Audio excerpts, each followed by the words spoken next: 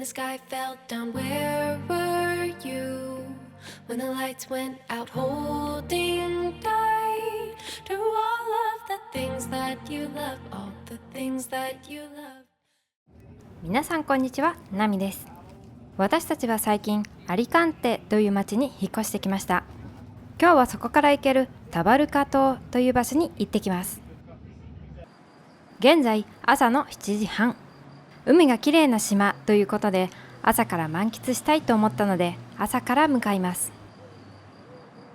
皆さんおはようございます。今私と旦那さんはですね、ちょっとアリカンテに引っ越してきて初めてのプチ旅行に行ってこようと思います。ちょっと早めに到着したのでロビーでバスを待ちます。アリカンテのバスターミナルはここにしかないので迷うことはありません。朝8時のバスに乗って向かいます。スペインのバスは割と時間通りに来ます。ただ大幅に遅れることもあるのでその時は注意が必要です。ほぼ時間通りにバスが来ました。事前にネットでチケットを購入しましたが、どうやら普通に乗車時に支払いもできたようです。バスは1人片道 2.7 ユーロぐらいで乗ることができました。アリカンテから海沿いにバスは進んでいきます。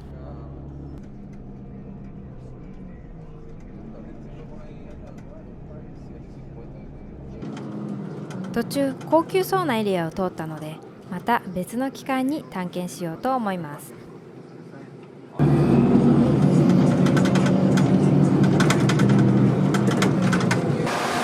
ンタポーラに着きました。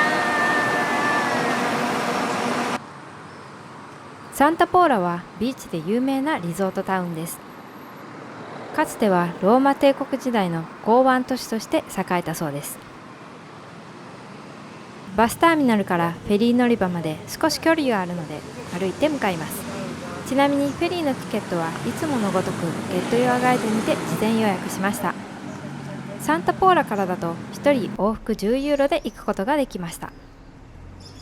説明欄にリンクを貼っているのでそちらをご参考ください。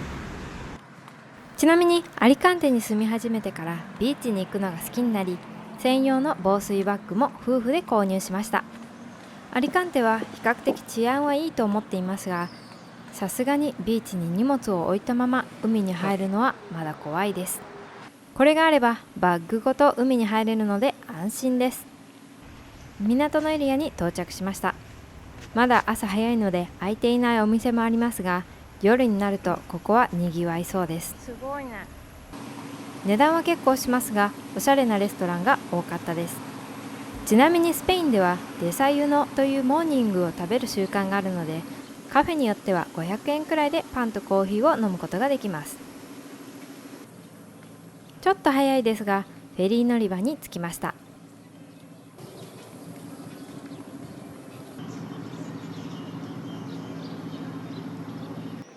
サンタポーラはタバルカ島まで一番近い港ということもあり、多くのフェリーが停泊していました。フェリーの奥には魚の絵が描いてありますが、実は船底から魚が見れる仕組みとなっています。事前にチケットを購入しなくても現地ですぐに購入することもできました。いろんなフェリー代理店があり、お姉さんたちの客引きがすごかったです。私たちが今回予約を取ったのはこちらの代理店です。 QR コードを見せたらチケットをゲットすることができました。観光地ということもあり、しっかりと英語で説明してくれました。チケットはこんな感じです。このチケットは帰りも使用するのでなくさないようにしましょう。帰りのフェリーの時間も書いてあります。最終便は8時45分のフェリーとなっていました。タバルカ島には一応ホテルはありますが、基本的には日帰りで楽しむ島となっています。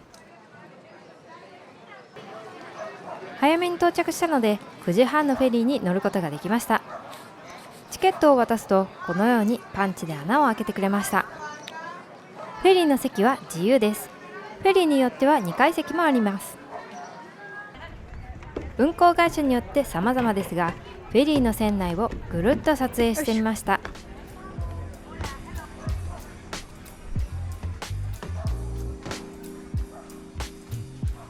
船内でジュースなども売っていますが、値段が高いので持参するのがいいですね。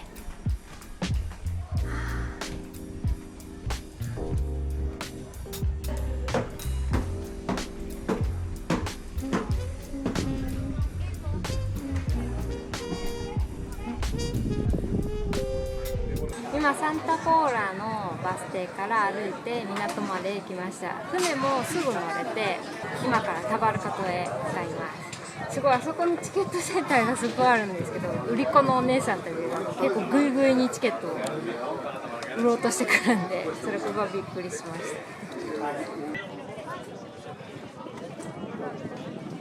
た。船が出発しました。こうやって見るとサンタポーラの街並みもとても綺麗です。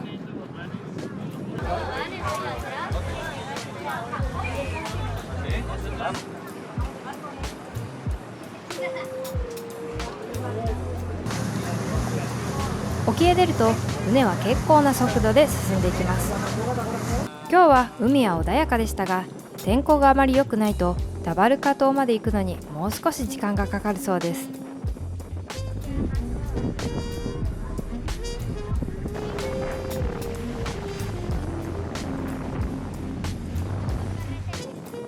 遠くに見えるのがタバルカ島です。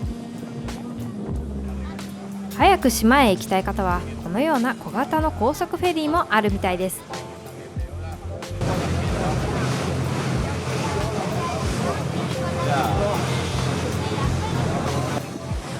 いよいよ島に近づいてきました。ここで船のアナウンスがあり、少しここで停泊をします。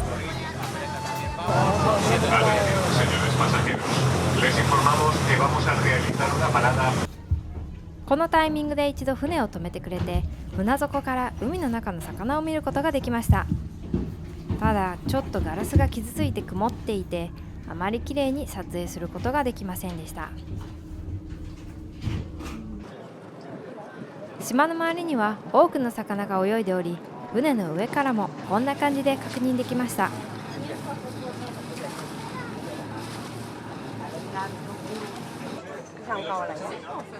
人口は約70人しかおらず、本当に小さい島です。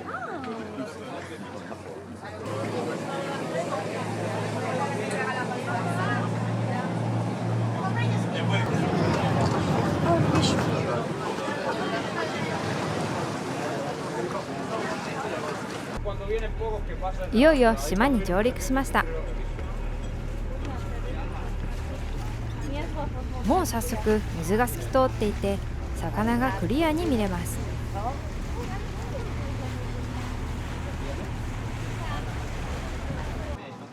まだ到着したばかりですが、この景色美しすぎる。この絵を部屋に飾りたいぐらいです。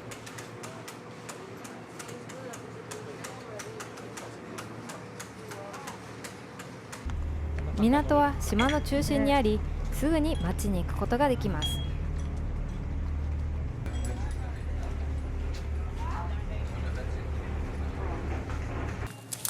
島を探検する前にまずは腹ごしらえをします。旦那さんが作ってくれた焼きそば弁当を食べて休憩をします。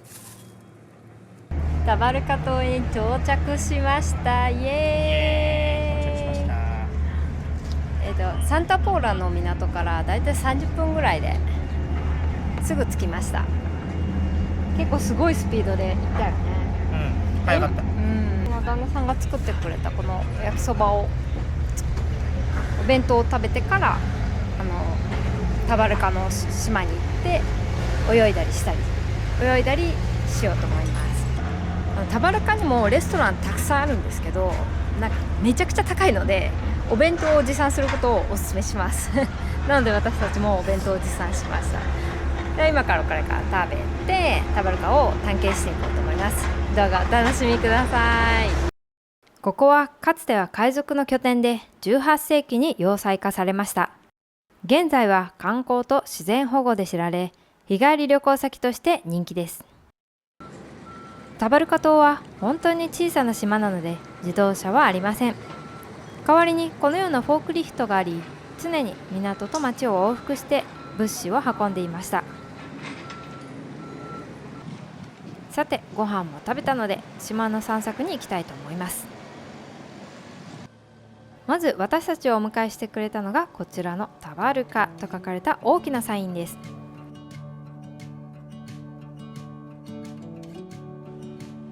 ちなみにタバルカというのは北アフリカ・チュニジア沿岸にある旧タバルカという島に由来しています。18世紀チュニジアのタバルカに住んでいた人が捕らえられ、スペイン国王カルロス3世により解放された後、現在のタバルカ島に移住させられたという歴史があるようです。タバルカ島の周りはすべてビーチやシュノーケリングスポットになっていました。自分の好きな場所で皆さんゆっくりと過ごしていました。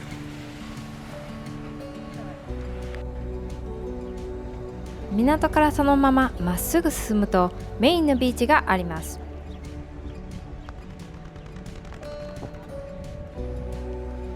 今は朝なのでまだ人は少ないですが、昼過ぎになるととても多くの人でにぎわっていました。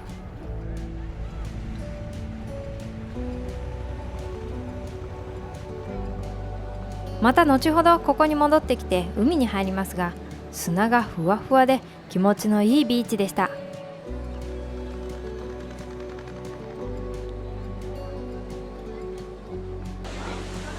ちなみにしっかりと無料のトイレや交番などもありました。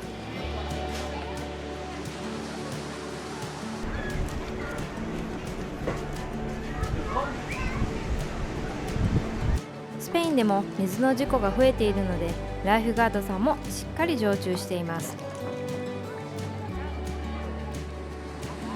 そういえばスペインではこのような給水マシンがあり、ここタバルカ島でもちゃんとありました。水筒やコップさえあれば誰でも水を飲むことができます。島のあちこちの自然がきれいすぎて、なかなか街中に進めません。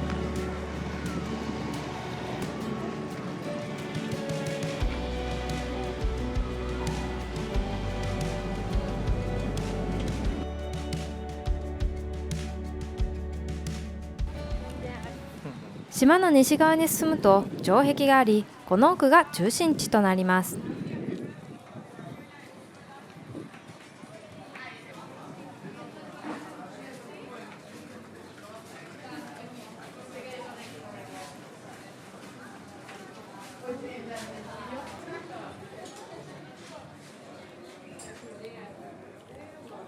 中心地といっても本当に小さいですが、お土産屋さん、レストランなどが並んでいます。青と白の街並みでとにかく雰囲気が素敵でした。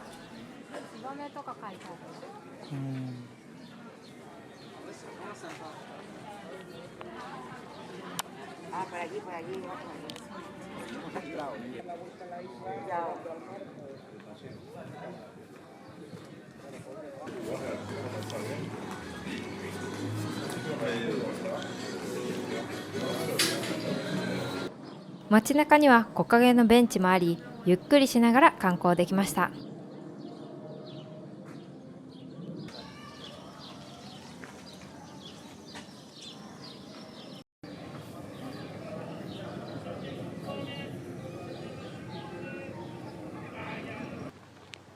さらに島の西側に進むと岬のような場所があります。こちらはビーチではありませんが、シュノーケリングをして楽しんでいる人が多かったです。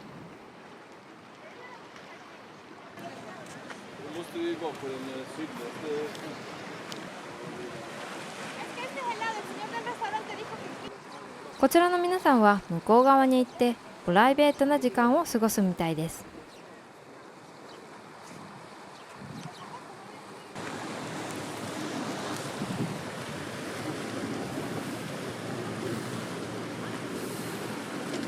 スペインのこのエリアは年間330日が晴れなので、日差しがとても強いです。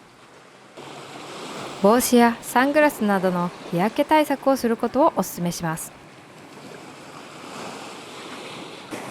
こんな感じで子どもたちがシュノーケリングを楽しんでいる光景をよく見ました。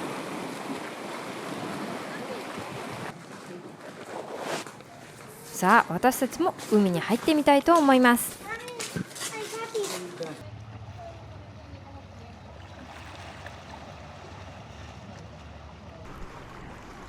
海の中はこんな感じで、アリカンテのビーチに比べるととっても水がきれいです。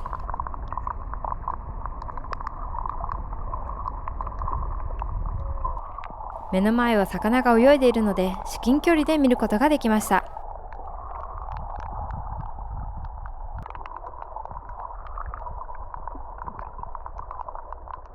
私たち夫婦も持ってきた浮き輪でぷかぷかしてリラックスできました。最高です。最高です。気持ちいい。気持ちいい。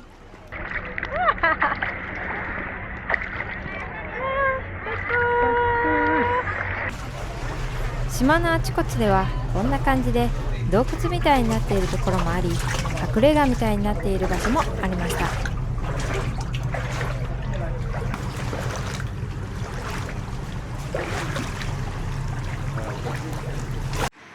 次は一番最初にご紹介したメインのビーチに戻ってきました。そこまで深くなく、地面もふっかふかの砂でとても心地が良かったです。ここが一番人気のビーチということもあり、多くの人が楽しんでいました。楽しい。すごいふかふかしてて、ビーチもすごい冷たいわけでもないし、浅いので泳げない私でも全然楽しめちゃいます。波もすごいちゃんと自然の波だし、高くもないので子供も大人もずっと楽しめると思います。次は島の東側のエリアも見に行きます。東側には家などはなく、このように砂漠のような風景となっています。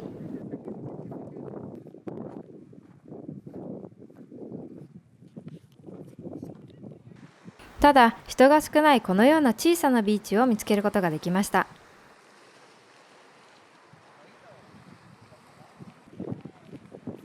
私たちはさらに奥にあるこちらのビーチで泳ぐことにしました。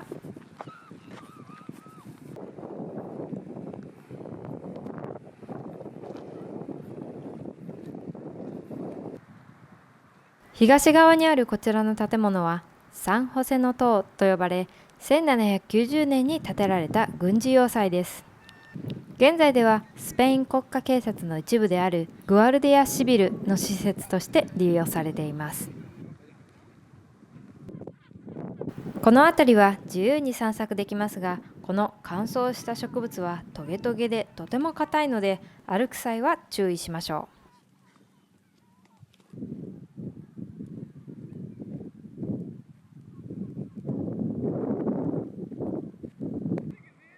他にも島の海沿いを散策しましたが、いろんな場所でゆっくりと休んでいる人が多かったです。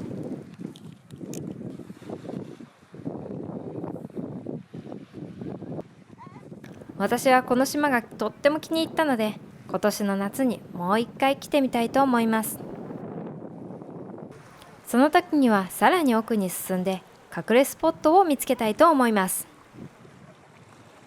今日は満喫して疲れたので、夕方の船でサンタポーラに帰ります。帰りの便は限られているので長い列がありました。乗船できる人数は限られているので、時間通り帰りたい場合は早めに並ぶことをお勧めします。無事に帰りのフェリーに乗れました。帰りはこのチケットを半分に破って使用することができました。ちなみに今回はこちらのマグネットをお土産で購入しました。店内は撮影禁止だったので、お店の場所は動画説明欄をご覧ください。いかがでしたでしょうか。今回はスペインのタバルカ島という場所についてご紹介しました。正直日本人からするとそこまで有名な観光地ではありませんが、とても綺麗なビーチがあり、魚と泳ぐことができる素敵な場所でした。アリカンテ、サンタポーラ、ベニドルムからフェリーが出ているので、もし時間がある場合はぜひ訪れてみてください。それでは次の動画でお会いしましょう。ナミでした。Where were you when the sky fell down? Where were you when the lights went out, holding tight to all of the things that you love, all the things that you love. Time